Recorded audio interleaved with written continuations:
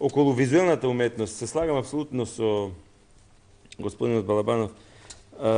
Меѓутоа, околу конзумирањето уметност, ја имав среќа минатово лето да бидам во Фиренца и да видам за влез во тој нивниот музеј Уфици колку 100 метра е редот за да купиш карта.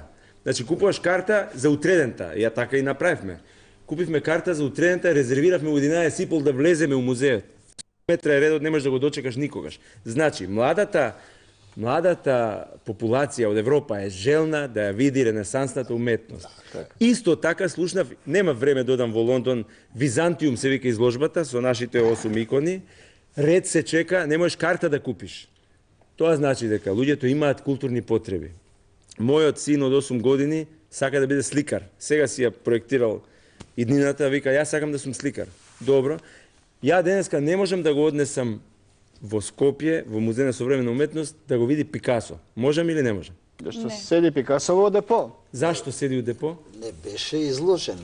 Кој ќе е изложен, тоа Јас сум го видел, као дете или као млад човек. Меѓутоа сега не можам да го видам. Сега пред известно време беше. Така, Ама треба да биде, као што е Мона Лиза закована со блиндирани стакла, нека биде и Пикасо обезбеден убаво да можат младиве луѓе од Скопје, место да Па да не го крадат Пикасо. Па не мора да го крадат, мислам, нема да го има доволно служби за обезбедување сега тоа е новата мода и новата професија. Значи, зошто да не можеме, зашто да не се чека ред за во Пантелеймон? Ја предвидов со мојата налудничава фантазија дека кроз 20 години на Свети Наум нема да може да се купи карта. Во манастирот Свети Наум ќе има ред од 100 метра. Бев летово тамо, влегов, почувствував една божествена енергија и реков, за 20 години ќе се чека ред. Се уште не сме доволно организирани за нашите млади луѓе да чекаат ред да го видат Пикасо. Не, да. И нашите музеи, на жалост, мора да признаеме дека се празни и дека многумина млади... Ама и Пантелеймон е празен. И Пантелеймон е празен. Зошто, Владко? Зошто се празни? Затоа што некој треба тоа да го организира, некој треба да ги отштампа каталозите, некој треба да ги стави на интернет, некој треба да ја прошири приказната за тој 11 век на Пантелеймон, да дојдат луѓе да ја видат претечата на ренесансата, кога ја што знам.